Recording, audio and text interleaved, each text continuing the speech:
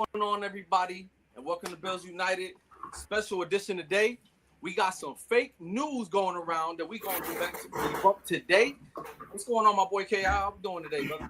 Man, first of all, my boy, one and foremost, man, feel good. It feel good to be back. That's the first thing. Number two, if I hear these rumors that I've been hearing one more time and people promoting it like it's really about to happen, I'm probably gonna lose my mind behind closed doors. You feel me? I'm probably gonna lose myself. So we need to get some of this shit established. Some of these things need to come up front and we're gonna trim it down for y'all. See, I know what's really going on and what's actually realistic and what is not. Yeah. Today we're gonna trim the fat today. Because there's a lot of stuff that's been going on that it just don't sit right with us. And we've been quiet for too long. Don't you think? It's been some time since we've been on the platform. Man. So let's just fill y'all in on what's really going down.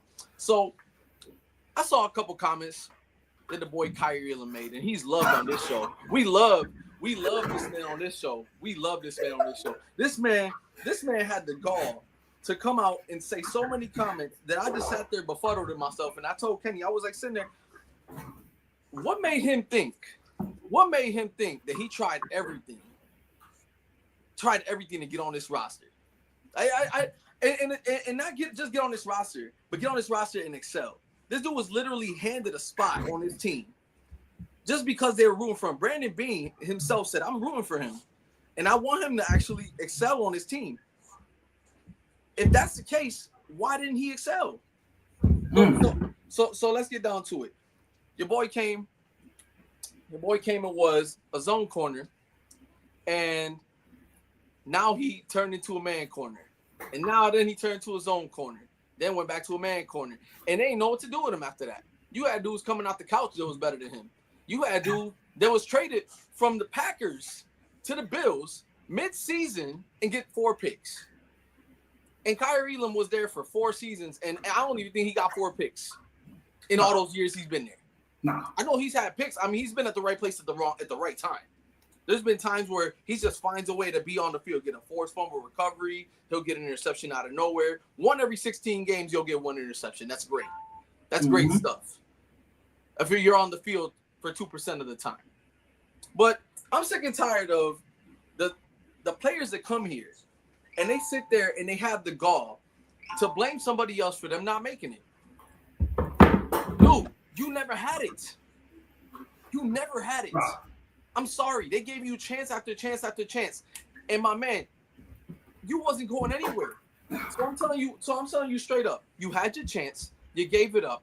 And now you're at the Cowboys. You're sitting here now about to be third corner to the Cowboys. Good luck over there. What you got to say? K.I.? Because I know you love him too. First of all, go ahead.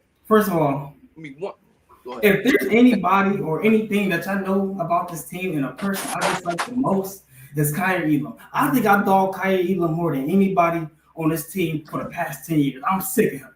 And the fact that he gonna disrespect us and say that we didn't give him an opportunity or chance, all right, make that make sense. For one, you was a first-round draft pick. You automatically earned you a spot on this team. The fact that you are on this 54-man roster, you had a chance.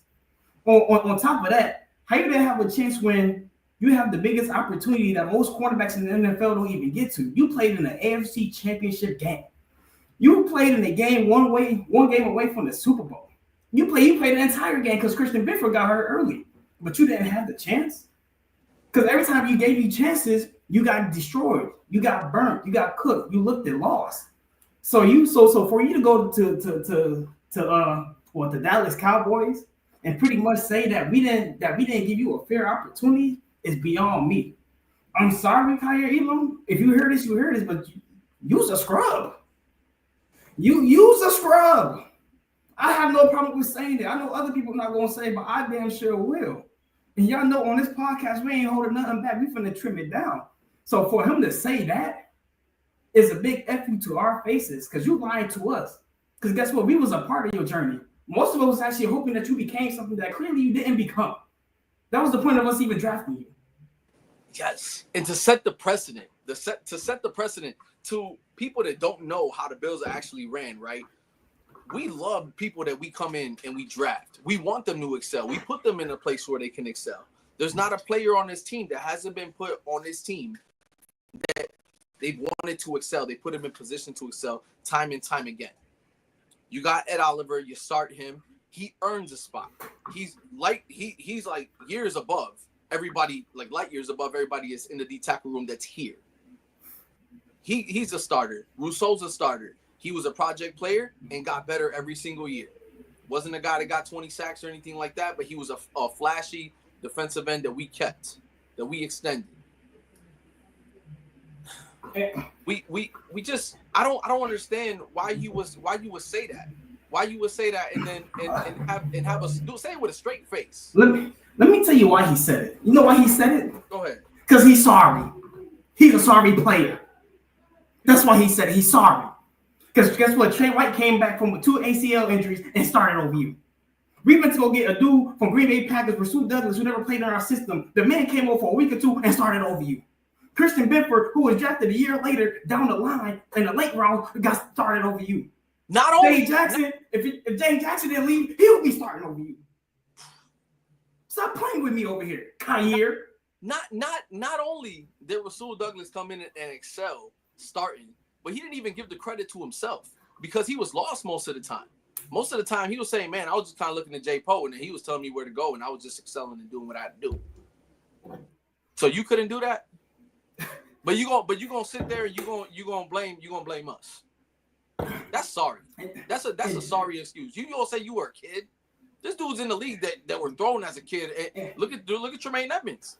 Tremaine Edmonds is 19, 20 years old coming playing for us in Excel. What's your excuse? And then on top of that, didn't that man have 4 years? 4 years to learn the system? I'm like, what's going on within your head? You can't learn one system in 4 years? You are garbage. You scrub. 4 years. And you're going to have 4 years and you're going to be stumbling like that in the AFC Championship game. 4 years and you're going to be stumbling like that in the AFC Championship game. You must be out your mind. If you think I ain't going to lie, my boy. You could have done better than him. I'm not fast. Hello. I would have been closer to Xavier Worthy than he was.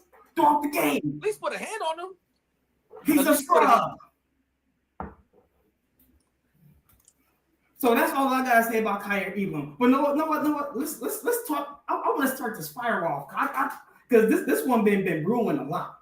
What's up with this Stephon Diggs talk? Yo, I know you heard about Next that. on the list.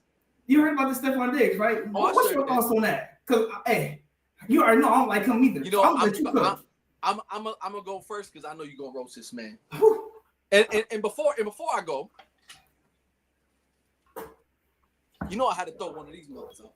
You know I had to throw one of these out. Flag on the play. Get this man off of my DMs, bro. Get him off of the Bills page with that Houston uniform on. Get this man out of my face. Get him out of here, dog. Get him up out of here. Why? We on your ass, boy. Let this make sense. Let this make sense for the people out there that are real diehard Bills fans, but also the intellectuals, okay? If I let you go, and then I pay you to go play for another team, and then they cut you after you get hurt, why would I bring you back to my team after I just got done paying you to go play for somebody else, get you off my books, then bring you back for what? I bring you back hurt. I let you go healthy in your 30s to go somewhere else to a contender. And then you want to come back here hurt, older and hurt. What are you going to do to this team? You are going to decimate this team. There's nothing you can do. Dude, I would put Palmer over him right now. I would put Shakir over for sure. Right now. I would another experiment with Curtis Samuel right now. I want to see what he looked like after the real turf toe. I want to see what's going on with that. What? Yo, I don't think rookie receiver. What are we doing? What are we talking about? Is it really that bad out here? Did we not just sign free agents? Did we not just take a crap on them after their BS excuse after they signed them and they failed drug tests and all this other stuff? But then now we fell off of that and now we want to talk about Stephon Diggs going to Bills. You must be out your mind. Three AFC East teams apparently are interested in him. All right. You're interested in a guy that's virgin 32 years old. There's got a lot of offseason drama, to say the least. Cardi. and then you got And then you not only did you decimate the confidence of our quarterback, but you want to come back. Or there's interest, bro. Where are you getting this information from? Is Brandon Beane that dumb? After we just signed these free agents and we trimmed our team and then made it to the AFC Championship after being questioned all season, you think that we're gonna bring in Stephon Diggs or older and coming off of an injury? You must be out of your mind. They gonna have to drug test these people that's doing this type of stuff, man. Go ahead. First of all, before I go ahead, man, shout out to my boy Jelani. What up, big dog? We here on a Monday pod now. Yes, sir. We out on the live, baby. Man. Appreciate you, big We dog. out on the live. Hold on, Talk Man Mafia in the house. What up, Joey Hatch? What up, baby, man? Listen, Joey man. Hatch, bro. Hey, Joey Hatch, stay in tune, because guess what? It's about to be fire up in here tonight. Because I ain't playing with these bums no more. I am sick of these bums. Now, see, speaking of Stephon Diggs, before I say it, I know y'all see two pictures of him on there, and guess what? He on there because he's in the same picture with Josh Allen. I don't own nothing Stephon Diggs. I never liked the bum since he's been here. My bad. He's not a bum because he actually did a lot of work, but I've never been a big fan of him. So let me correct that. But now let me get to what I'm saying. Let's get down to the meat and potatoes. I ain't finna sugarcoat nothing for y'all. Why would the Bills bring back a player, aka Stephon Diggs, for a person who was tweeting about this stuff? Josh. Let's see if he needs Josh. And guess what Diggs said? Oh yeah, we gonna see. So you disrespected Josh when you left. Hold on, don't you remember that famous picture that went viral when we had played Houston this year, where Stephon Diggs was side-eyeing our quarterback? Hold on. Don't you remember all of the off-field shenanigans that we had to put up with for years with him? Hold on, do y'all not know the amount of dead cap that we had to take to get even rid of him last year? So why would we take all that dead cap to get rid of him last year just to bring him back this year? Wouldn't we have just kept him to prevent that? Make it make sense. Because some things is just common sense. And again, I guess common sense is not common nowadays. Because that just blew my mind. It doesn't make sense. Trust me. If I would not watch this team if we got Stephon Diggs again. Because guess what? We're going to be right back at ground zero. We're going to be right back to Josh Allen being forced, being talked to crazy. The locker room going to be destroyed again. Are y'all willing to really risk that for what? Where we just had something special. The offense that we had last year was better than all 4 years we had with Stephon Diggs combined. Without him, we play better without him. So why would we bring him back? The Patriots could have him. Yep, go ahead. I want to do this to strengthen your point. So according to CBS Sports, right, by dealing Diggs to the Houston Texans in a swap for the draft picks in April, the Buffalo Bills absorbed a $31.096 million dead cap hit, losing $4 million in the 2024 cap space. Okay, so we just got done getting that off our plates, and you want to say there's interest. Whoever put that information out there needs to stop reaching. Right. They need to go get drug tested immediately. They need to go get faxed. Somebody needs to go call them and see where they got their facts from. Because just because he came and took a visit to the Pats, just to see where he was at and what's he gonna be able to do to for the team and so on and so forth. They're desperate over there in New England, but we ain't desperate over here. Oh, not at all. For that 14 back there, you better paint some dreads on that helmet over there and say that's Chase Claypool, because he don't exist on my book no more. And not only that, let's make this clear. The most important muscle on a wide receiver is what? His legs. He tore his ACL. He is not the same Diggs from 2020. This is the 2025 Diggs. A 5-year older version that just came off the biggest injury of his career. Who knows how he's going to bounce back? And guess what? How did he go to Houston and Houston don't even want to re-sign him? He only been there for a year and they don't even want to re-sign him. What does that tell you? What does that tell you? He's a problem. Houston ain't gonna want him. So get him up out of here. But not only that, yo. Jelani got the wordplay going on, man. It's almost like when we got rid of Diggs. We got a hole. He digs it. Yep. You feel me? See the wordplay? Yes, sir. Yes, sir. No more need to be said. No more need to be said. So why would we just get out of the hole he dig us in just to put us right back in the hole that he gonna dig us in again? Make it make sense. So that Go dig something else out in this offseason because they ain't gonna be the Buffalo Bills contract. I'll tell you that much. So now, with that being said, if I see another Bills person, another Bills page share it, I'm unfollowing y'all because we ain't doing none of this goofy talk. We ain't doing none of this goofy shit. Get that up out of here. But now, hold on. This I don't know what's worse. I don't know what's more goofy, the Diggs or the Cole Beasley. I don't know. What you think? Now I saw some fake news out there, and I was like, "There's no way old man Jenkins gonna come out of retirement and go catch something." The only thing he gonna catch is a paper bag sandwich, bro, because he's not gonna be catching a pass. That old man need to go get some benefits from the league. He's been there long enough. I think he's good. Oh, facts.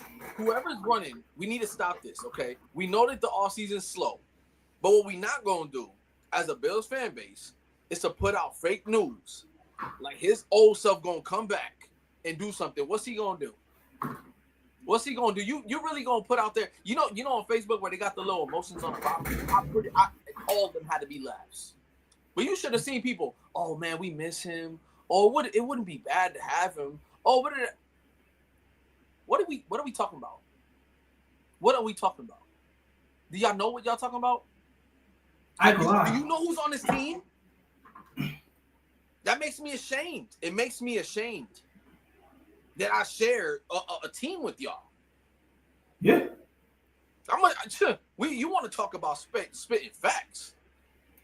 You want to talk about spitting facts? I am sick of the Buffalo Bills fans in the fake pages just trying to bring people in and then get them all riled up, all revved up for what? For what? There is nothing going on. There's a reason why KIHB haven't been on all like that. Nothing has been going on, and we're not going to sit here and we're not going to lie to you and lie to the public and say that all this stuff is going on when there's nothing going on. Yes, sir. It's a drop for all of us podcasters out there. Ain't nothing going on but the draft process. And then not only that, bro. Let me add on to this a little bit. Go ahead. Khalil Shakir right now, Khalil not even in his prime. No. Khalil right now is better than Cole Beasley in his prime. So you want to bring an older Cole Beasley, who's not even better in his prime than Khalil Shakir is right now, and you want to put him back on to replace him? Because that's basically what y'all going to do. Because guess what? We already got Curtis Samuel as a backup. We already got Shavers. So where do Cole Bishop even going to fit at? You mean Cole Beasley? Cole Beasley. Cole Beasley, my bad. Where is he even going to fit at on his team? You know what he could do? He could go coach. He can go coach the wide receiver room. And you know what? Even then, what the hell is he going to tell Shakir? What's he going to tell him? Not for nothing, but Eric Moses training him. Eric Moses is better than Cole Beasley. Come on, bro. So I'm not going to sit here and act like that was even a tabloid. Like that was even a thing. What we want to do with getting this point across is the whole Cole Beasley thing. Do not put fake news out there to get us riled up, because for us out here, for KI and HB, that's not going to work. What it's going to do is piss us off to the point where we got to come out here. And now the next time y'all do that, I'm going to literally put all the pages that's fake, and I'm going to put them and expose them right here on the podcast. For y'all not to follow, because I'm sick of that. Shout out to our boy Hefe, man. These Stephon Diggs and Beasley rumors are crazy. Hefe, you know what they on. You know what they on. If you know what they on if they talk about that Steph Diggs and Cole Beasley stuff. They must be drug tested immediately. Come on. They need to check that pack they got. Because if you are here promoting it, if you are here talking about it on your podcast, thinking it's an option, if you're doing any of these things, sharing it, if I was you, you better stop, because guess what? Your credibility is going down to the floor. Be smart with what y'all share, because that is goofy. It is goofy stuff, and it's disrespectful, and it's disgusting. Because guess what? We already go through enough as a fan base, and for you to add some goofy to that, please clear it up. If you got on your page right now, you listen to delete it. Clear it up, because we don't got time for that. And like he said, we taking screenshots, we're going to make a collage, and we're going to post it next time. So keep playing with us. Because guess what? Not only do we spit facts, we are also the facts busters. So keep playing with us. And we're going to show y'all. Keep playing with us. Bottom line, we're not here for the games. What else we got? Now, for them today? Yo. After Brandon Bean comments, do you believe either Cole or Benford will be extended? Well, Cook, yeah, I think that Cook is going to end up. I think Cook is going to end up walking, man. I'm gonna be honest with you. I think that the running back market is way too. I think that the running back market in free agency is dry, but in the draft, it's gonna be it's all over the place. Everybody has a different skill set, but it's Ashton Genty and everybody else. I already Yeah. told you Quinshawn Judkins. I already told you about Williams in North Carolina. I told you about the other Williams in Ohio State. There's some dogs out there. There's some dogs out there to be had at running back in this draft, and we got 10 picks. I'm not gonna sit here and act like we're not gonna pick up one running back. But if we pick up one running back, I guarantee you that somebody's gonna be out the door. Now, my whole thing is depth-wise, right? If we do pick up, and I'm gonna get to Benford in a minute. If we do pick up a running back in this draft, then we have James Cook one more year. Is he gonna sit out? You got Ray Davis, you got Ty Johnson, and then you re-sign. What's the now? I'm having a brain fart. We still have Frank Gore Jr. Yeah, I said it. Yep. And we have Darrington Evans. That's the next guy. Darrington Evans. We re-signed him, and he has the gear that James Cook has, but he obviously doesn't have the vision that James Cook has. That's the one key factor that no running back on our squad has. That is elite. That's an elite trait, vision. And James Cook, once he hits the hole, that burst he's got, he's gone. So I think that Benford is the guy that gets it. If neither of them get it, though, that'll be real interesting.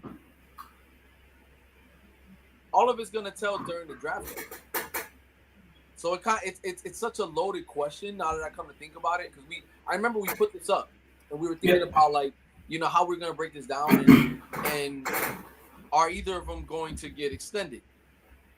Now that I come think about it, everybody has a plan to get punched in the face, right? We start talking about this stuff and now. Oh yeah. I think that this draft is gonna solidify who gets extended. I don't think any of them get extended until after the draft. I agree. I don't think either of them get extended.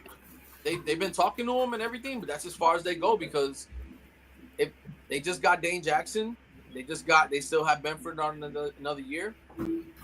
If we get the guy that I want for the draft, if we get the corner that I want for the draft, which we'll talk about maybe in another podcast when we get closer to the draft, I believe that right there will show that we're gonna end up probably locking down Benford. We'll have the 1-2, and then we're gonna end up having to go get another running back next year in the draft, because we won't have enough space to keep everybody.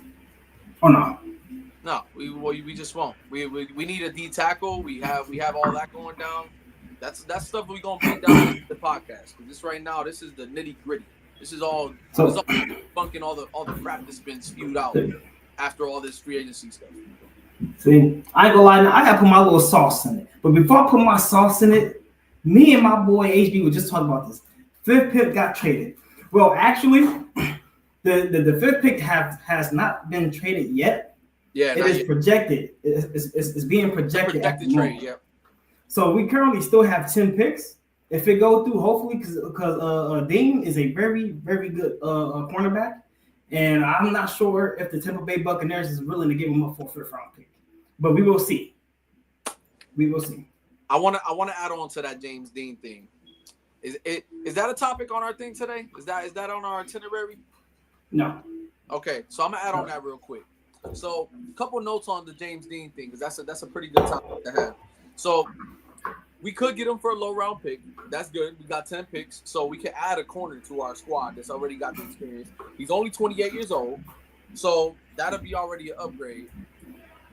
He's not too much of a cap hit, and he was already extended. He was already extended before, so he has no more guaranteed money left on his contract. So you come bring him here, he's basically a free player. So he might play with a little bit of upside. The only thing is, for the 23 and 24 season, he had stats where it was more along the lines of 91.2 for QBR and 111 for QBR, and that's pretty That's pretty high. So, whoa, that's crazy. Nah. I don't know about that. That's crazy. That's crazy. No player is worse than that. That's crazy work. That is crazy work. Oh my God. This is the thing. How James Dean is trash like that, but he get a second contract in the league? Were the Bucks that desperate, or they just come off not too long ago from a Super Bowl? Let's just speak facts. Oh, yeah. They don't keep nobody that's trash on that team. They extend Mike Evans. They extend Baker Mayfield. They extended Chris Godwin. They bring in Brady. They bring in Gronk. They bring in the crew. They extend Antoine Winfield Jr. They don't bring in people that are trash. So we gotta put respect on James Dean's name. It's the same thing they was talking about with Rasul Douglas. And Rasul Douglas came and he ate for it. Even in his last year when he looked a little old on the legs, he still was eating for it. He still was out there tackling. He still was out there actually stopping the run. So I can't say that he trashed like that, because Elam was a whole other level of trash. I mean, let's just say what it is. And we don't like to denigrate players. Like, we're not saying they're bad people or nothing, but he's a scrub. He was bad. Scrub. His placement was so bad everywhere. So we're just going to end that. But James Dean wouldn't be bad. Wouldn't be bad for us. But now we get back to what we really talking about. Yes, sir. I agree to disagree with you, right? I agree that Cook or Benford, one of them will be extended after the draft, not before the draft. But this has to come out. Ooh, okay. I'm listening. I'm perked up now. Go ahead. You said James Cook is going to get extended over Christian Benford? I think Christian Benford will get extended before James Cook. And let me tell you why. One and foremost, we all know that Brandon Beane and Sean McDermott will always extend defensive players before they extend an offensive player, unless you're just a generational offensive player. That's for one. Number two, tell me how many teams have two good running backs compared to two good cornerbacks on their teams. It's not too many, right? So now with that being said, as of right now on this roster, all we have is Christian Benford. That's a top 5, top 8 cornerback. Okay. James Cook. We have Ray Davis, who's really good. He just didn't get all the opportunities yet, but he's really good once you actually give him an opportunity. We have Ty Johnson, who's the best third string running back in the league. And then we still got Frank Gore Jr., which he haven't had a shot, so we can't really say too much about him. But when he did have his little flash, if he did get in, he did a little something. It is easier to find a running back than it is to find a cornerback, and especially for a team that is defensively driven when it comes to drafts, when it comes to paying players. Christian Benford it would be harder to replace a corner than it would be to replace a running back. It's harder to find a corner compared to finding a running back, because guess what? Finding a lockdown corner is like finding a needle in a haystack. Okay. Finding a running back is a dime of a dozen. Because guess what? Look how heavy this running back class is. What about the corners? What about the corners? If you're not within the first 20, you're not getting a top corner in the league. I mean, in the draft 9 times out of 10 most seasons, it's hard to find a good corner. So I'm gonna be honest. I don't see James Cook getting extended, because guess what? You are a good player. The things that you bring to this team, of course, like, you can't replace all of it. But you can replace it enough to where it's not like we're going to miss you as much as we think we will. But now compared to this, say we would have lost Christian Benford and we would have kept Elam. Now tell me which position is more important compared. If we would have lost James Cook, or we would have lost, if we lose James Cook right now, or we lose Christian Benford right now, what's more important to us? Oh, it's definitely going to be Benford. He won't get extended. He's more important and he's harder to replace. Bottom line. Okay.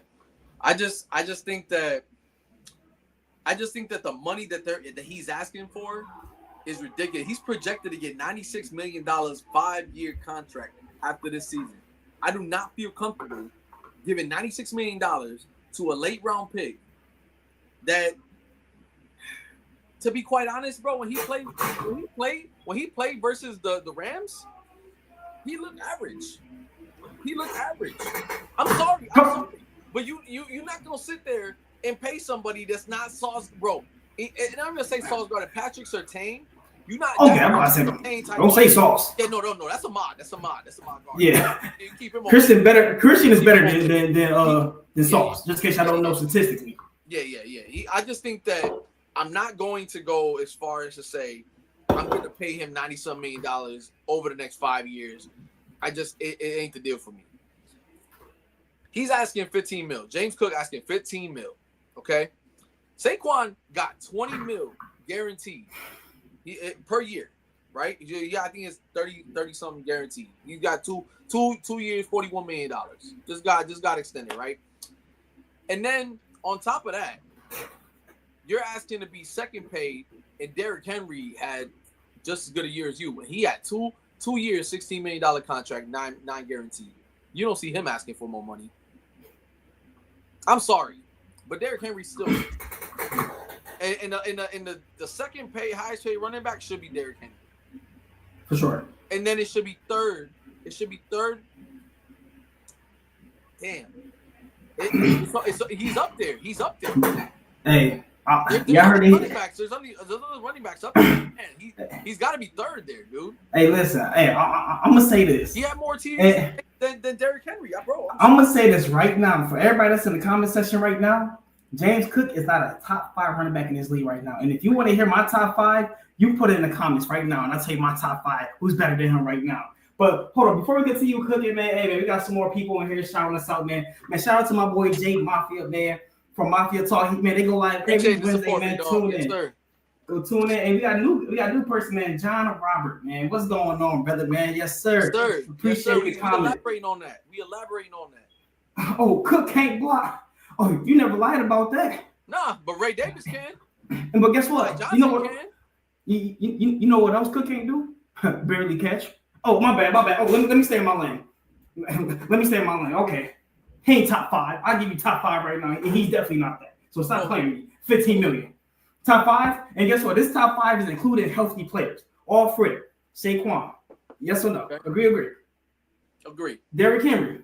Agree. Jonathan Taylor. I'm talking about when they're healthy. Oh yeah. Top 5. That's a guy that always escapes me. Go ahead. Nick Chubb. When he's healthy, he's up there in age. That's what I'm saying. When they're healthy. It's debatable. Christian McCaffrey. Oh, when he's healthy, yeah, but he's cooked now. Well, what about Knuckles and Sonic? Oh, you talking about Jahmyr Gibbs? Yeah. Dave Montgomery. Yeah. Those are some backs, man. Yes. Oh. Why would I want to let go of Cook if Sonic and Knuckles over there, man? They got the tandem over there. Yeah. Dave Montgomery is Ray Davis, but Ray Davis is obviously smaller. And Jahmyr Gibbs, that's all he has too. He has the vision and he has the speed, but he can't run block either. He's a gadget back. But you won't tell me you won't tell me with a straight face that Jahmyr Gibbs is more important than James Cook to this offense? James Cook is important to this offense, bro. He worth it. Maybe not 15. Maybe but you know what's funny? Maybe in the middle. But you know what's funny? Then they say the same thing about Diggs. Yeah, they did. And guess what we do? I'm pretty sure we won. I'm pretty sure we won most of the season without even using him. But that's beside the point. I'm just saying. And let's be honest. Outside of burst and vision, what do James Cook have? Let's be honest. Outside of burst and vision, how many running backs have that, including more? You're outside of burst and vision. What else does this man bring to his skill set? Couldn't put it to memory. I'll tell you that. Me either, because that's all I know. So guess what? If there's a lot of fast running backs, and guess what? If we all want to be honest, Cook's vision ain't get up to last year. His vision wasn't up there until last year, in the middle of the season before that. And let me put it to you like this: you can't pay nobody that you ain't make a star. Okay, follow me here. When James Cook, the year prior to this year where he broke out and became one of the premier backs in the league, they didn't use him that much, even when they should have. Even when he was projecting having a 1,200-yard season, they decided not to give him the touches. And they decided to go to Latavius Murray. They decided to go and experiment with other running backs. They still didn't believe in James Cook. They were literally using him little by little by little, but but they were babysitting him. And there were games where he was cooking, where he was on his way. And then next thing you know, I remember Washington, he had a good game. Like he had some games where he was cooking. And next thing you know, they don't want to give him an extra carry. He can't get a 100-yard game. He had 99 yards. Or he's going like they're literally robbing this man of touches. And it's the same thing as all the players we have. If Greg Rousseau don't have 20 sacks, if Christian Benford don't have 16, or not 16, let me not exaggerate. If he don't have 5-6 picks in a year realistically, it's inarguable. It's inarguable that he has to get that money. Now, James Cook led the team and he led the league in touchdowns. Okay? Number one. And not only that, now they have to pay him that money because he earned that money with less touches. This dude is a used Ferrari. This dude is a used Ferrari with low tread on the tires, my man. He is a Ferrari. This dude is running. And you damn right he earned that money. You damn right he earned that money. He running like that, you know? And you gonna tell me he ain't earned that money. I'm gonna say this. I only gotta say because he said it for me. John Robert, Bean will not pay Cook $15 million. Because let's keep it a buck. And one thing that you know for sure, because you preach this. One thing about the Bills, they don't pay running backs. They'll pay every position, but they won't pay a running back. Not $15 million. They're not paying a running back. DJ Miller, goodbye. And let's be honest. James Cook, I'm telling you right now, James Cook, yes, he does fit really well in this system. He fit really well behind his offensive line. James Cook, if you want that money, go somewhere else that's going to pay you. Like the Patriots, who got the money, like the Broncos. But guess what? You're not going to do much behind the trash offensive line because you don't have nothing besides burst and speed. You don't have size to break tackles when you got a bad offensive line. You don't have that. This is your best situation that you could be in the league right now. And you clearly ain't going to the Eagles because Saquon got that locked down. So what other line that you could go behind right now that's going to protect you and that's going to let you be good the way that you are with this team right now? James Cook ain't doing no damage. Come on, let me ask you something. What's up? Pull my boy's comments back up there, Mr. Robert. Bring him back up there, John Robert. Have you ever went to a job and they ever ask you how much you want to get paid per hour? You say I want to get paid 28 an hour. That's my number. And then they go like, man, we can't pay you that, but we'll pay you 24. Nah, I want to get. All right, I'll deal with 26. All right, no, I can't. I'll give you 24.50. All right, cool. Maybe he's cool. Maybe we're reading too deep into it. Because Bean not gonna give him $15 million a year. But there's times where he could be like, you know what? Nah, maybe I'll deal with 10. Maybe James Cook is saying, listen, I'm not gonna make no noise, but this is my number right here. And if you give me 10, I'll be happy and I'll stay with the Bills. Because let's be honest. You're not getting paid no more than Derrick Henry's getting paid right now. No. And you should be looking for less years and more money at this point. Like that's the best security. Every running back wants that. Less years on the contract, more money. And if I'm not mistaken, bro, I feel like the last running back that we actually extended, if I'm not mistaken, so don't take me for face value right now because I'm not sure. That's why I'm asking HB. Isn't the last running back we extended was Fred Jackson? Yeah, for little money. Yeah, for little money, right? I don't think we extended running back since then. And then, like I said, CJ Spiller, he had 2 breakout seasons with the Bills. Goodbye. Went to the Saints. Got hurt and ended up being on 3-4 different teams after that. Running backs are 4-year rentals over here in Buffalo, New York. You sure right? Man, that's why he's gone. That's why he's gone. And that tread, that running, he's gone. But look at James Cook and what he's doing with less carries. Look at what he's doing with less carries and the production that he's giving this team. This dude is special. I'm trying to tell you, bro. If you give Ray Davis 20 carries, bro, he's putting in work. He's putting in work. But let's keep it a stack. it's not as special as when James Cook is bursting 60-yard TDs, bro. Let's just be real. All right. Let's just be real. You seeing a dude rumbling, bumbling, stumbling, hitting dudes in the mouth, and good 5-6 yard run like pounding. You can feel him running. That's awesome. But how long can you do that in Buffalo? How long can you do that in Buffalo? Not long. And not at his stature. Not long. 5'8". All I'm gonna say is this, right? Before we cut this out, let me just say this. Go ahead. I have nothing against James Cook. I actually like James Cook. You better. But from what he asking for, you are not that type of player. You don't have all the benefits of a high paying running back.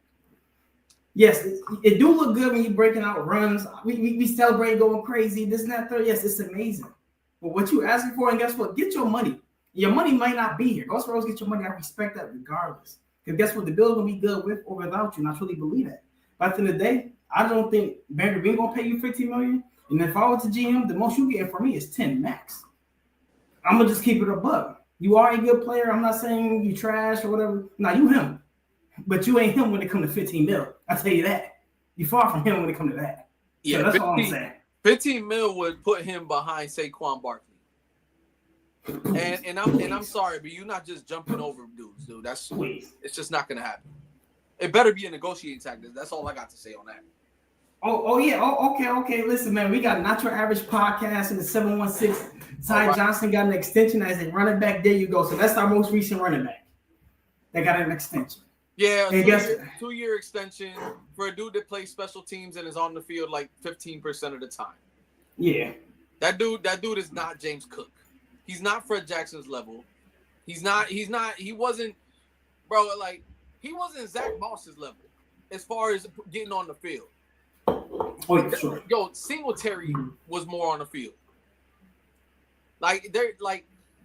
Ty Johnson is a journeyman running back at best. Yeah, he got extended, but he's not in this caliber, in this stratosphere as far as James Cooks and all those guys. Yeah, he's a running back. Yeah, who's the last guy that literally got extended? Yeah, him.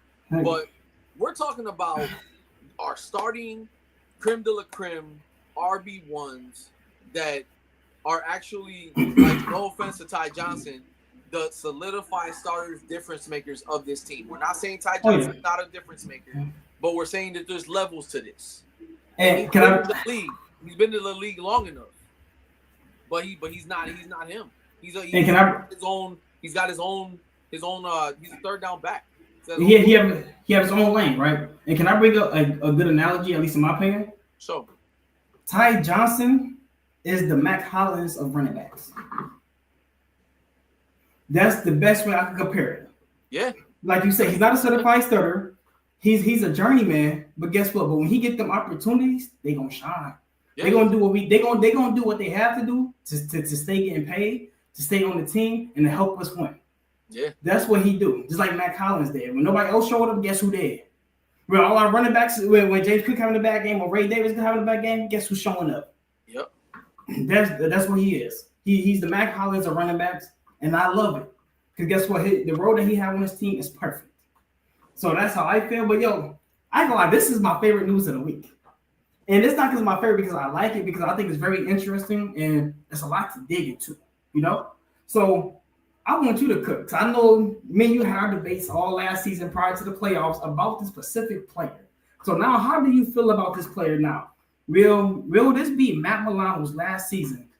So aside from Matt Milano's last year potentially being this year, and having a $3 million pay cut the whole 9, I feel that he's going to be more of the QB spy guy for us this season coming up. I think that we are now moving into another level with our linebacking core where Dorian Williams is going to graduate and be the solidified starter of the team. Now, if he didn't have that elbow injury, I feel like it would have been a little bit more where he would have been on the field a little more.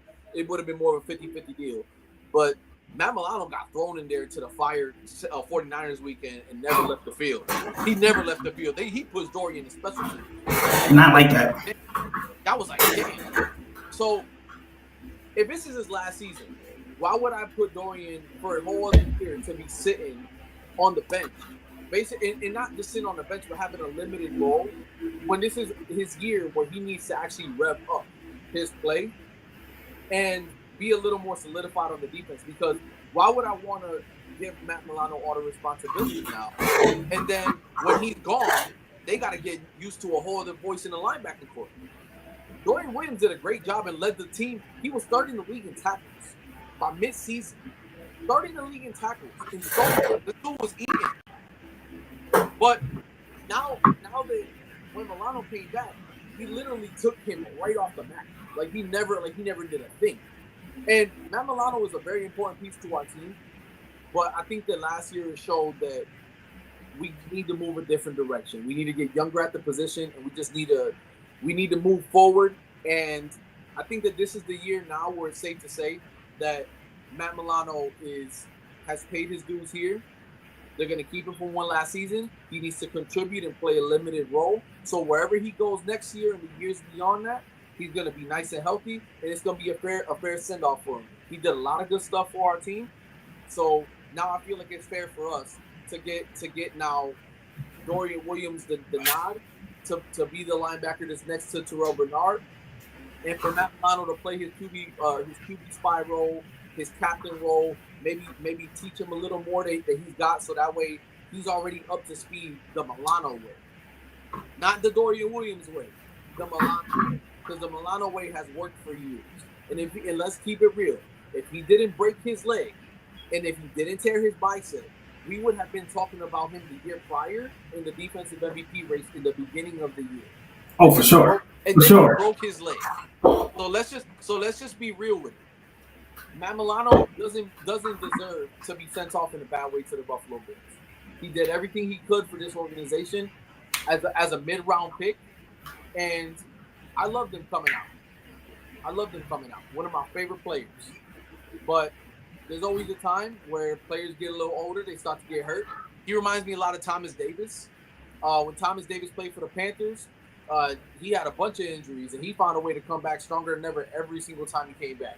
So there's no doubt in my mind that wherever he goes, he's going to be a really good contributor on the team.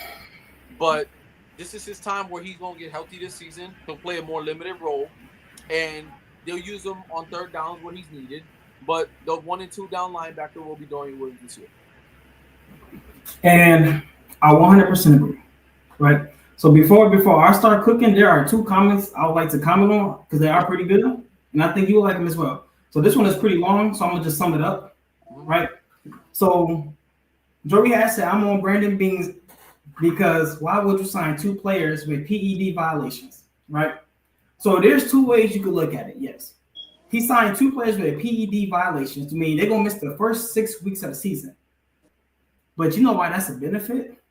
Because that means they're going to be healthy towards the end of the season, especially Joey Bosa, who has problems with injuries. And then I don't know if I messed up his name, but is it Hoach? Michael Hoyt. Yeah, Michael Hoyt. I believe he's the other one, right? So with Michael Hoyt, that means that they're going to be healthy towards the second end of the season. And guess what? During the second end of the season is when our players usually get hurt on defense. So it actually benefit us in a way, because if you think about it, most of our defense haven't changed yet. So we're still coming in with the same exact defense. Probably a player or 2 has left. So we pretty much bringing in the same defense that we had last year. Only thing is they just won't be playing for the first 6 weeks. So honestly, in my opinion, I think it's a benefit that it was a violation, at least toward the second end of the season. So that's how I personally feel. So I don't mind it because our defense still gonna be good because nothing really changed. What, you have any thoughts on that? Yeah, so when it comes to Michael Hoyt and Larry Ogunjobi, I think that it's not that big of a hit. And let me tell you why. Let me elaborate on that, because we didn't get to get on the pod and break this all down. So that's our apologies. When it comes to Michael Hoyt was going to play more of a Lorenzo Alexander role on his team. He was going to be a little bit of everywhere. So one of those gadget Swiss Army knives on defense that was just going to make our defense unpredictable. Okay.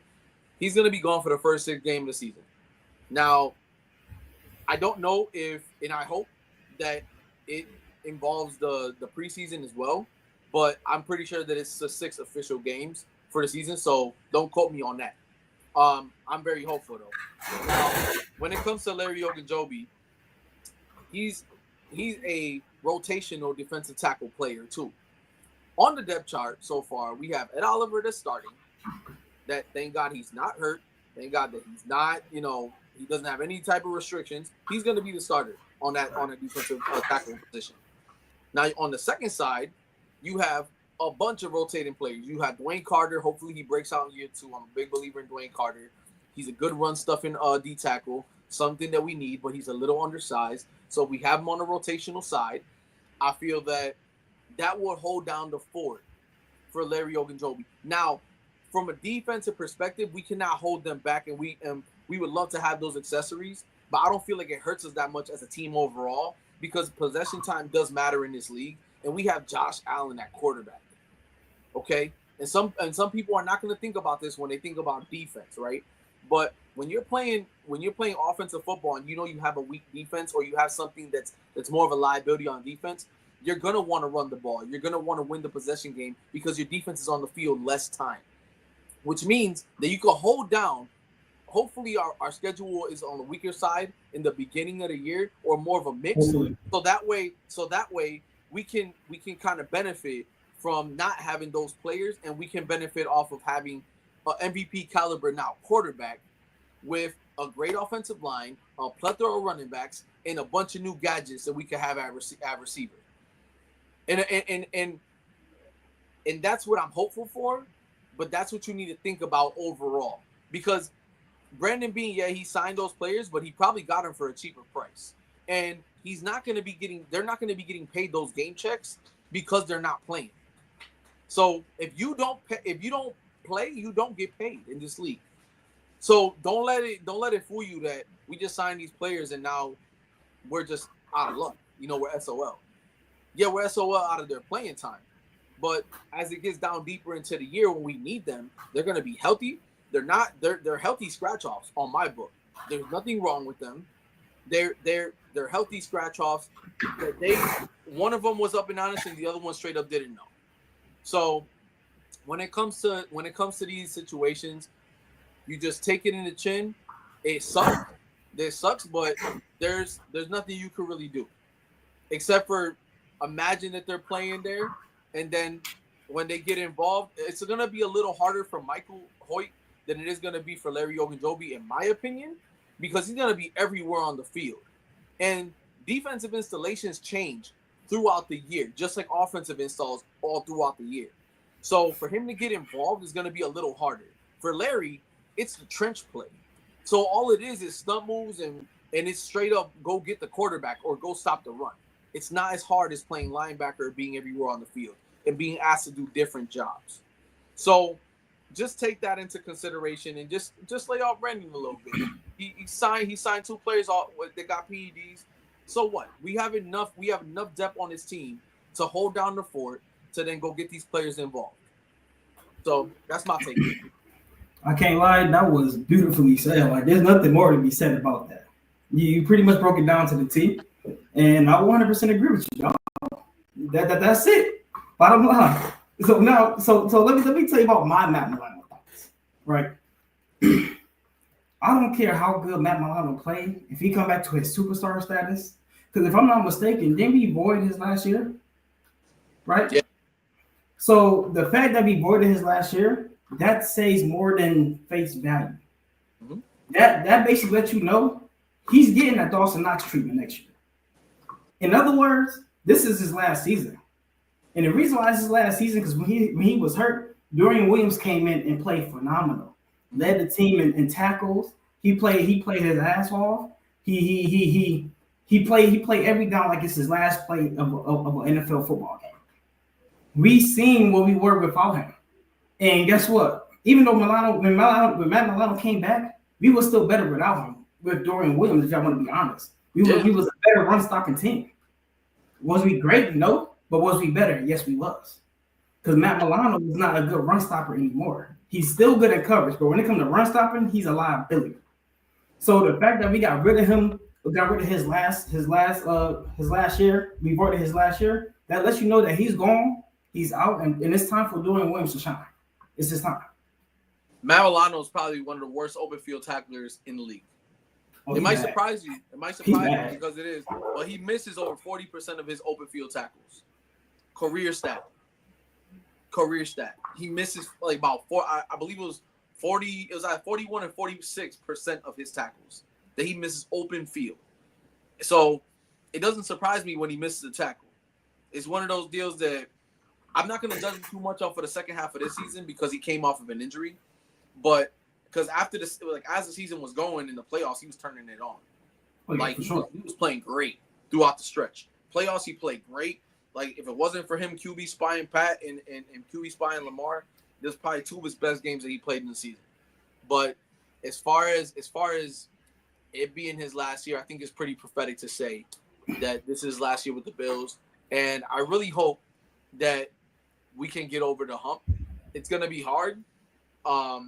Nothing's ever easy, and it's not something that's scripted here. We could say it's scripted because we're pissed off half the time, but it's not scripted. This is it's real ball. It's real ball, and we're definitely in for a good season this year. I can feel it. And now check this out, right? Before we get to our last topic, Matt Milano saved us $3.6 million this season and more in incentives this season, right? Now that being said, because we know we gonna get comments, other people will get comments on a podcast or just under posts that people post, or you know what I mean, whatever stats they make. If you're gonna have Bills fans be like, well, if he played good, this and that, third, the Bills might sign him back. First of all, if Matt Milano show out and he become the old Matt Milano he once was, we won't have enough money to pay him next year. We won't have the money to pay him, regardless of how good or bad he played. He knows that. Yeah, he's gone. And then, I have a question.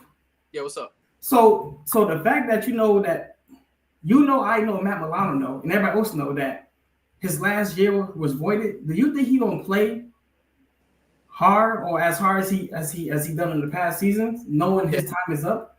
Yeah, because I still think that. Because he gonna be splitting snaps with Dorian Williams. Yeah, I believe that he's still gonna play his quality ball, but I believe that because the rest of his money is made up with incentives, I'm pretty sure the league is money first. Okay, so with his incentives having to be, he has to play a certain percentage of the snaps. He has to be, he has to get a certain level of tackles, a certain amount of sacks, a certain amount of whatever. Those incentives are going to be what pushes him out. And it's going to be a positive on our end because Dorian Williams is going to play those snaps. We're not going to let that money go to Matt Milano. That's why it says he has the opportunity to earn that money. But unless something happens to Dorian, Matt Milano doesn't get those opportunities. So that's something that you got to think, why you don't see Matt on these plays? Honestly, it's about money. It's about money. You at that point, it's about money.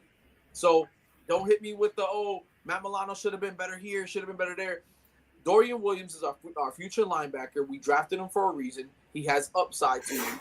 He showed his upside this season coming in for Milano. He didn't skip a beat.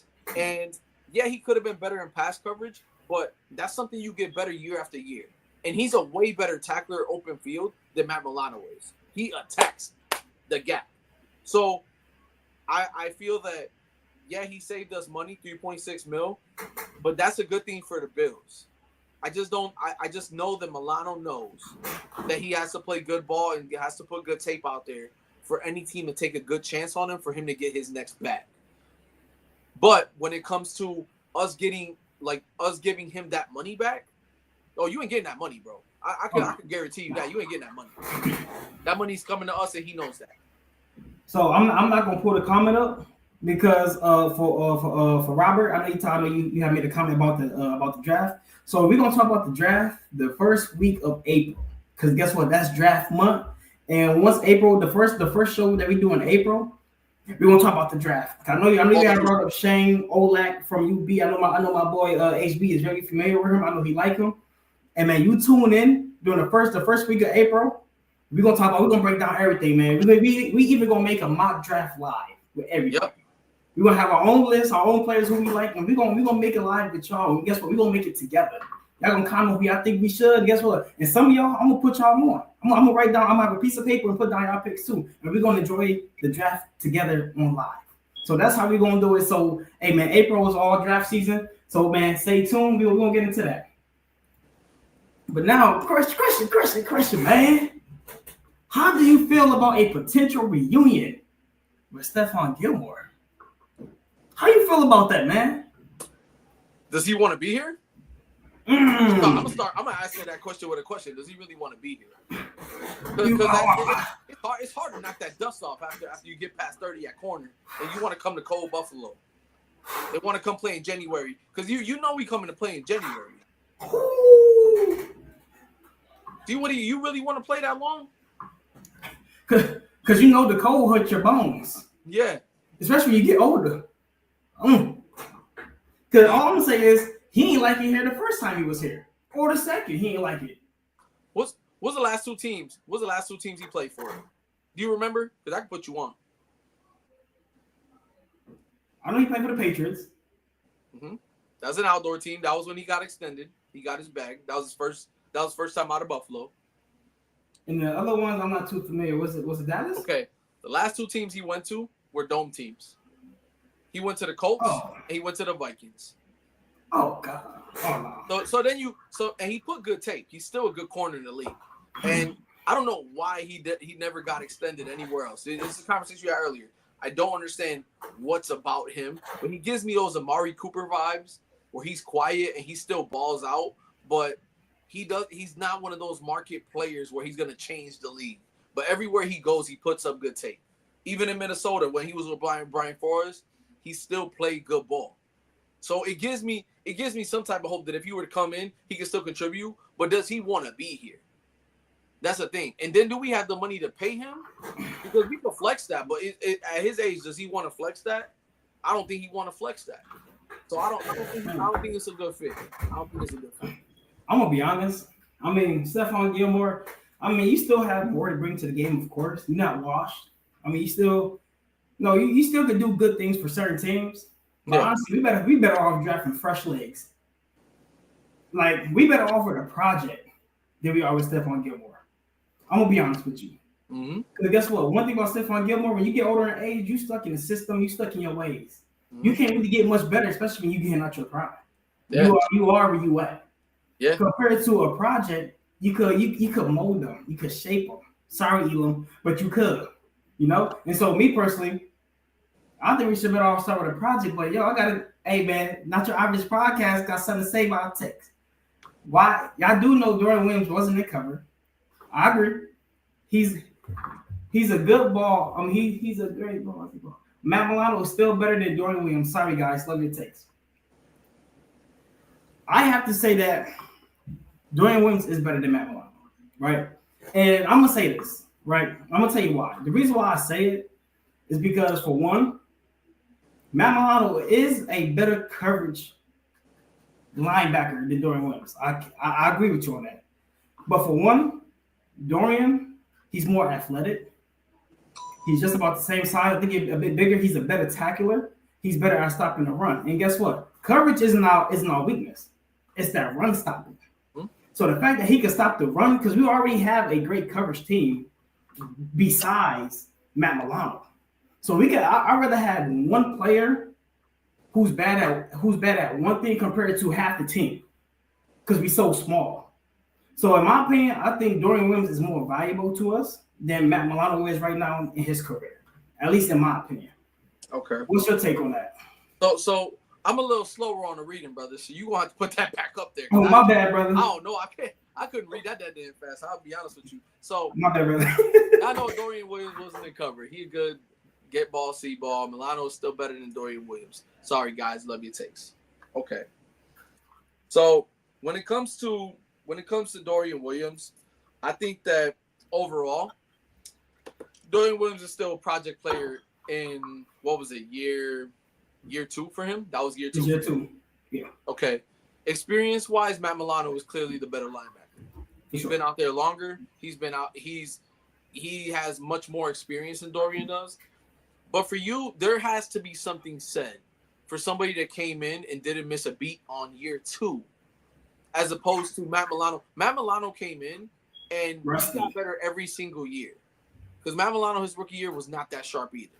Matt Milano was a guy that he struggled tackling. I'm pretty sure you remember Matt Milano's year when he went and got juked the socks off him with Lamar Jackson. So in Buffalo, might I add, that was a repertoire for him for the first 3 years of his career before he got extended. So to say he's better than him, yeah, he's better than him as of right now.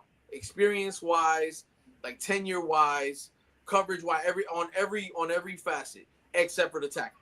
That I cannot give that to Matt Milano over Dorian Williams. But to say that I would keep Milano over Dorian Williams would be stupid.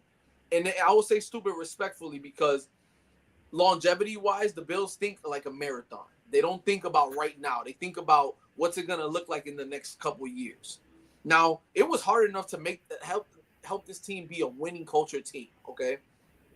And if we thought about it of let's keep our guys that we've kept forever, and then next thing you know, if you look around other teams that have kept the same players forever until they rot and then they don't develop other players, they'll end up in purgatory, and then they're going to tank. 49ers right now, they're keeping everybody until they're in their 30s, and then they don't have nobody under. They don't have nobody. We don't want the Bills to be that way. So we're not saying that one person is better than another. It's more of where do we go from here? Where like after Matt Milano's season's up, I mean, like you said, if he's going to be a great player this year, we're still not going to have the money to pay him. But if me thinking that he's going to get that incentive money, that it better be low incentives, like 2 sacks. It better be some low incentive money for him to get his money. But if it's something where he has to be second in his team in tackles or whatever, it's not going to happen, y'all. It's not going to happen. It happens all the time with these teams. Y'all got to see the trends. These players are like this league. The teams are not going to let these players, even if they're going to help the team, because of money, they're not going to help. They're not going to let that player reach that incentive. And it happens. It happens with multiple players that we know. Guys like Victor Cruz in the past that talk about incentives. They don't want you to get that incentive money. People that fell off the face of the planet. They say, yo, he was a good player. What happened to him? Why is he over here? Why is he over there? Because they couldn't meet the incentives. So that's just something to keep in mind. I love the take. It's a true take. It's just where we're going with it is that now that it's his last year, what does that tell us for the future of the Buffalo Bills? And also too, the fact that we're not really about to be a zone defense anymore. We about to be more of a man defense, a man rush defense now. So Matt Milano won't fit our system within the next year or two.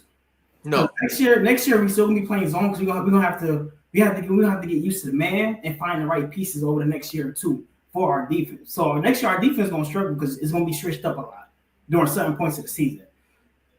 After that year, I believe we're gonna go to a mainly man defense. So in my opinion, Matt Milano, he's not gonna fit the system anymore. He's getting older. He came off of injuries.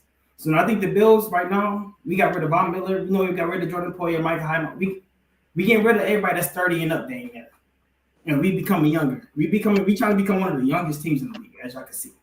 Not to mention, we got Derek Forrest playing behind DeMar Hamlin, and we haven't touched that either. He's nice. That dude is gonna be nice. Okay, so Bills have now set a trend where they go get players from other teams that are maybe B players, and they sit them behind the starters. Jordan Poyer, Taylor Rapp. Then Jordan Poyer's out the way. Then you got Taylor Rapp. Dorian Williams, Matt Milano. You see the trend? Then you got Edmonds, you got Bernard. Then you got Hyde. Then you had Hamlin. Now you got Hamlin. Now you got Forrest. And Forrest is going to be the next guy to succeed Hamlin. So now all of it is a graduation system. Now that they have the system now for the future, we're going to be able to compete for years on end. And you got to thank Brandon Beane for that. You can't go out there trying to say, oh, yeah, we get lucky with these players. Oh, we haven't done nothing because we didn't get Trey Henderson, because we didn't get Myles Garrett. Myles Garrett played himself.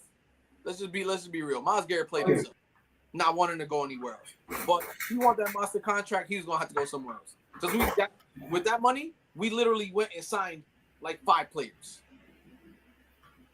easily, and for way less than that. We got Joey Bosa.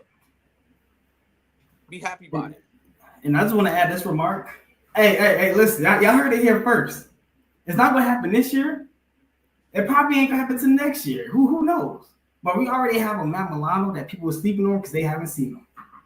And guess what? And I'm going to dig into that probably next season, more into next season or next offseason. But watch out for that boy, Joe Andreessen. I don't think y'all know how good that man really is. He is phenomenal. Man, you've been preaching about that dude forever, man. Joe Andreessen? I really hope that he eats. He's him. Y'all heard it here first, but I ain't gonna lie. Hey, man, that's all we have for the show. What we gonna do? We call this bring the smoke. Clearly, there's no smoke, so bring the comments. So we're gonna go through a few comments though that y'all had that we wasn't able to bring up because nobody was talking. So we're gonna bring up a few comments, and once we bring up the few comments, man, we're gonna end the show. And guess what? We're gonna be back on the 29th with a special guest. You feel me? And then not only that, it may not happen next show, but just know me and HB, we cooking up something special for y'all. We work not only for us, but for y'all. And yeah, we sorry that we missed out on last week, but even though we missed out on last week, we are working to bring y'all something special and something new every single episode, man. So hey, just wait on it. We're not going to announce it yet, but just know it's in the works. The number one thing that we battled since we started this whole thing has been the consistency factor. And we know that. The public knows that. They want to see us. So now we're going to give it to y'all. But when we coming with some fire. We're going to be ready. We're coming with some fire. So you guys, just stay tuned. We got some real special things for y'all coming up. Oh, for sure. So now with that being said, man, we finna get through some of these comments real quick, man. Hey, all for it, man. My boy John Robert. Derek Forrest is 25 and runs a 4.43/40. Okay. Think about that. Any thoughts? But now I said like he's nice. And guess what? One thing about him, man, that boy, he's like a snail. He's slow.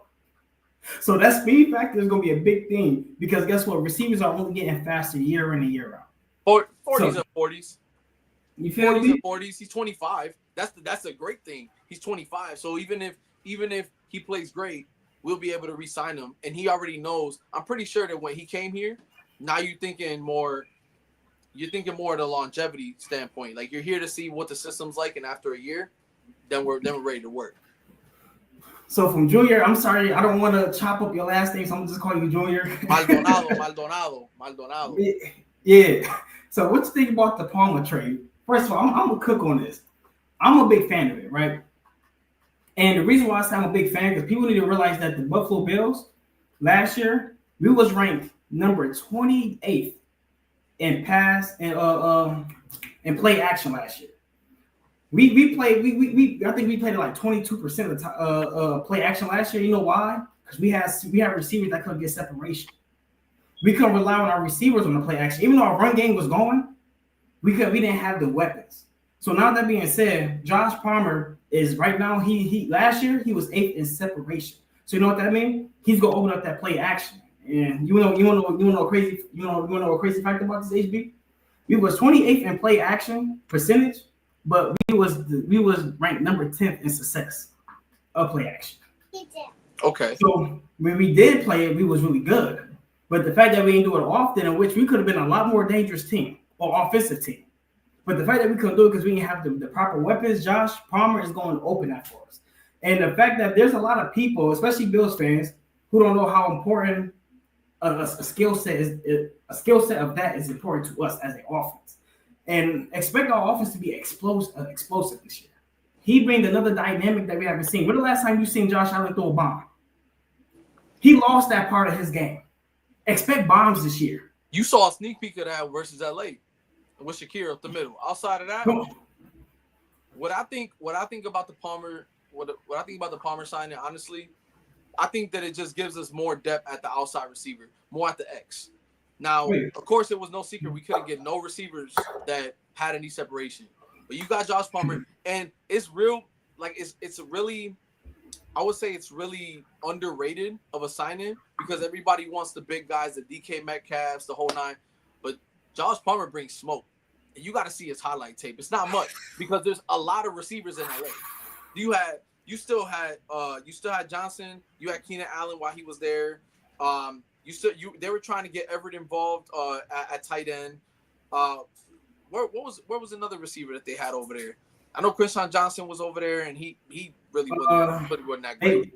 They had that rookie I wanted to draft last year. And McConkey. McConkey was McConkey, yeah, there you go. Yeah, McConkey's another one that takes the catches. So now for Josh Palmer, now for him it's going to be a little more where he can open up the playbook for him a little bit more. Where now he's going to get primary targets outside, and he's going to be able to be more of a benefit for this team than he was for the Chargers.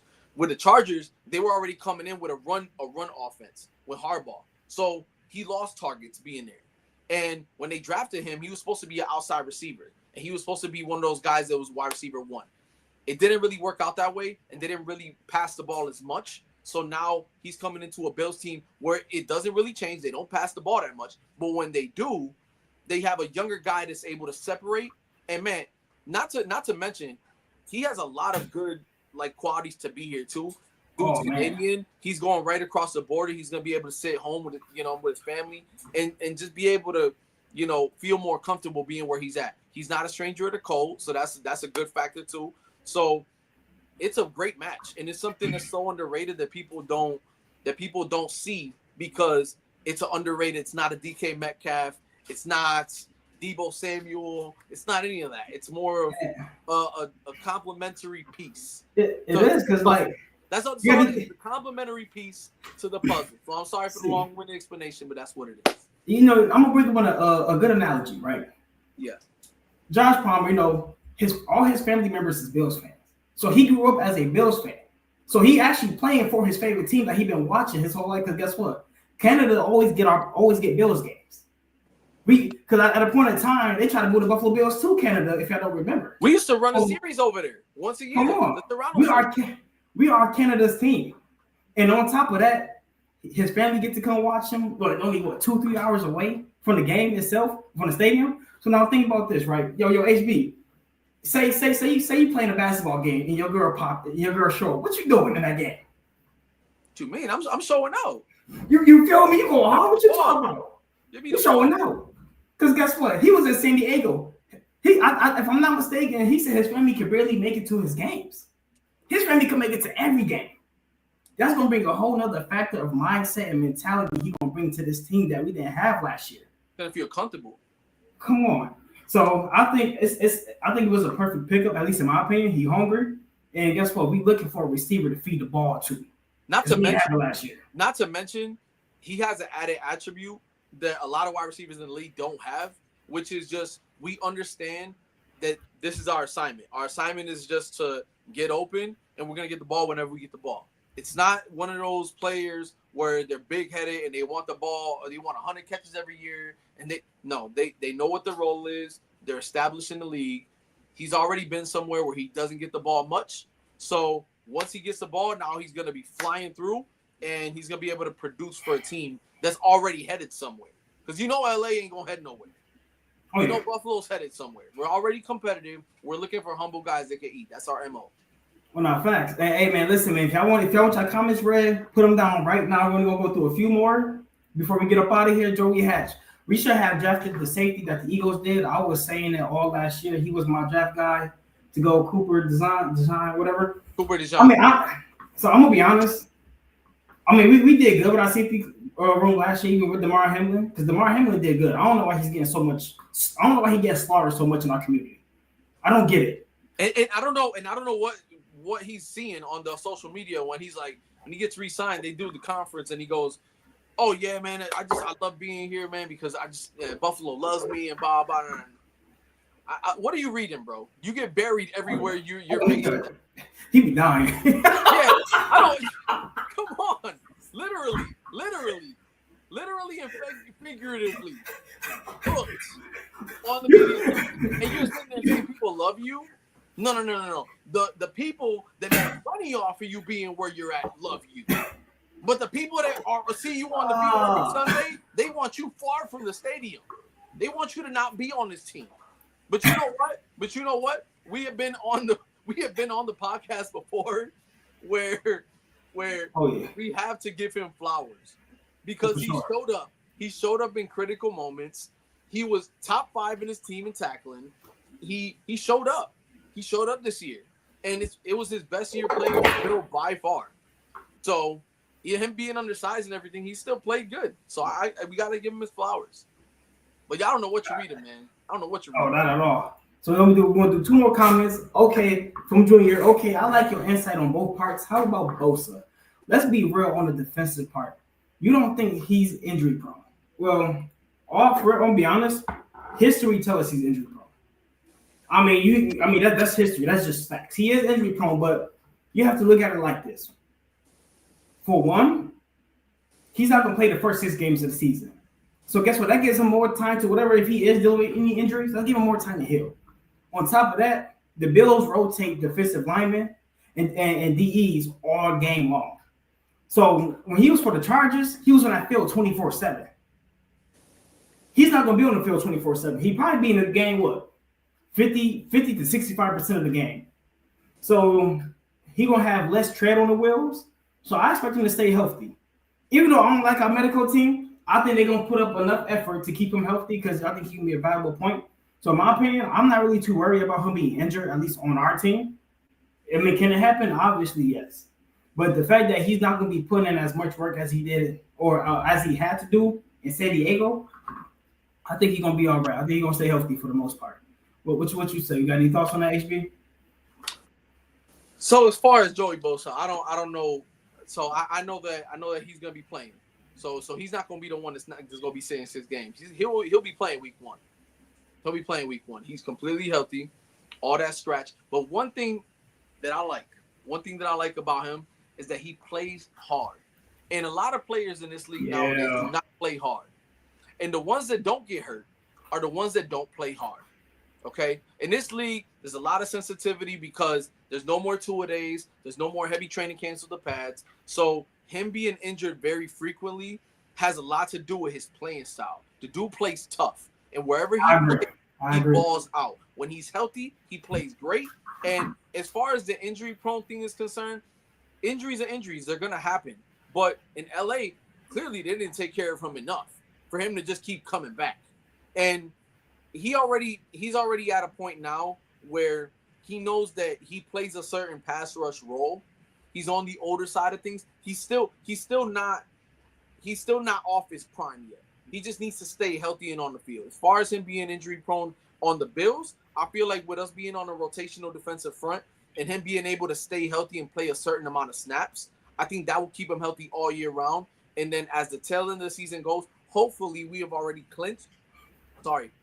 We've already clinched playoff implications by then for him to just have played more of a limited role at the end of the year. So when the playoffs start, he will be playing 3/4 of every down. And that's what we need him for. We need him for January and potentially February. So I like it. I like the signing as much as I am very weary for it. Like I think a lot of people didn't like the signing because of his injury past, but you gotta see how he got injured, why he got injured, and what his production was before he got injured. And you're talking double-digit sacks. You're talking defensive year to year. You're talking a proven commodity at defensive line. And we didn't get somebody that is already on the cusp of getting a max contract. You're playing with a dude that's hungry to get a max contract. So he already knows that coming here, he's gonna be immortalized if he gets a ring here. Now, he also knows that if he plays really good, even if he doesn't re-sign with the Bills, he's going to be able to get that 3rd contract with another team. Exactly. So the guy that we got, the guy that we picked, the injury-prone stuff, to be honest, is irrelevant because he's healthy coming in, and now we got to keep him healthy. And he's not coming in like an old Von Miller that's coming off of a really bad injury to the point where, he's sitting there. Yeah, it's disgusting. He's sitting there, and then he gets a 6-year, $90-some million contract. I'm pretty sure that we learned our lesson after that crap. So now we sign him 1 year, $12 million. You give him incentives, and it'd be worth more. And now he's going to be hungry coming in playing for the Buffalo Bills. And I'm pretty sure he's going to get 10+ sacks this year. That's not a wild take for Joey Bosa. Hold on, 10 plus? Dude, he could get 10 by November. He get 10 by November. In this division, you get 10 by November. Oh yeah, I forgot. He got 2 of that can't run. The Jets who got a trash offensive line. Oh my God, Trash offensive line. Everybody died back there. Fields running for his damn life. He gets sacked everywhere because they can't pass the ball, save his life. And the Patriots line garbage too. I don't give a little pickers. They trash. They got rid of everybody. That's a great point you brought up. Even David Andrews, the veteran center, he couldn't take that stench anymore. So no. Now it's over with. That's a great point. And now, this is the last comment before we get up out of here. Hey man, listen, man, make sure y'all tune in this Saturday. This Saturday we're going live. We're gonna have our first guest on the show all year long, man. Tune in. We're gonna make it special, man. We're gonna turn up and we're gonna have nothing but content, right? But now check this out. And Joey Hatch, I actually like this because this is actually gonna talk about our future. To be honest, I'm more worried about Taylor Rapp. He's always getting stingers in his neck like Micah Hyde. Yep, you go. I'm gonna let you cook first. I'm gonna take that one. That is why I have suspicion that we're gonna get the Notre Dame safety in the draft. But I didn't want to say that because I know we're gonna talk about drafts. But I think that Notre Dame safety is gonna be one of the guys we're gonna grab in the draft. We need somebody there, but also Colt Bishop is there in a year or two. So are we gonna really grab somebody that's gonna compete for that starting job, or do we believe that Colt Bishop is a viable starter? In the beginning, when we first got him, it wasn't convincing to me that they loved the Colt Bishop pick. They didn't like his conditioning coming into camp. He didn't play that well in the beginning of the year. He was a liability at the secondary, and then I think year 2, the playoffs definitely left a good taste in my mouth. He did good against the Chiefs when it came to Colt Bishop. He did good. So he wasn't the reason why we lost, and he got better with tackling as the season went. I just feel that that's what doesn't worry me much about Taylor Rapp. He's an important part to our defense because he knows what he's doing. He was a captain to our defense this year, and he was damn good at it. But we have enough depth, and I trust the plan that Brandon B has for us down the line. And I'm gonna say this about Taylor Rapp. Taylor Rapp's biggest problem, he don't know how to tackle. He can tackle, but he don't know how to tackle. That dude's getting hurt every time he gets hit, bro. He going head first. That's his problem. He don't know how to tackle. But you know what? He got that dog in him that we need from other players, like a Joey Bosa. Joey Bosa have the same exact dog that Taylor Rapp had inside his soul. That's what we need. Yes, they get hurt, but he has that dog factor. So I'm gonna be honest. I think 4 players is gonna be gone next year. I'm gonna say it here first. Dawson Knox is gone. Matt Milano is gone. DeMar Hamlin and Taylor Rapp will not be on this team after next year. We already got the replacements. They're already here. They just sitting and waiting. And guess what? The news ain't gonna break out to obviously next offseason. Yeah. Next year we're gonna be a whole new team. We're not gonna have anybody on our team over 30 years old, probably except for Joey Bosa, probably. And that's if he show up. Because one thing that we do know for sure, Brandon Bean pays defensive linemen. And he paid them the bag if you show up. The clock is ticking. This man right here, he's not getting any younger. Beautiful take. Yes, sir. Beautiful point. Beautiful point. So we're not gonna sit here and waste this man's time. This dude got a bag. We didn't even get to that. And we're gonna break that down on why that's important, on why him getting the bag was so important. And you know what? I think we should break that down next episode with our guests. What you think? I think that's great. I think it's it. Yeah. Hey man, but with that being said, man, thank y'all for tuning into Bills United podcast, man. I know we have consistent, whatever. Consistency, brother. Consistency. You feel me? I know we having problems with that lately, but it's coming. You feel me? We working on it every day. You know, everybody deal with their lives. You have our own thing, but guess what? At the end of the day, we still try our best, and when we do, man, we show up and we show out. And I still appreciate all y'all for still tuning in, man. So thank y'all for that, man. Tune in Saturday. This Saturday we will be live, and it's gonna be lit. We're gonna have a show for y'all, a good show. I'm about to say, do you have anything to say, big dog? Like, share, subscribe to Bills United podcast. We love the feedback. We love the comments, and we're going to keep coming harder every single week.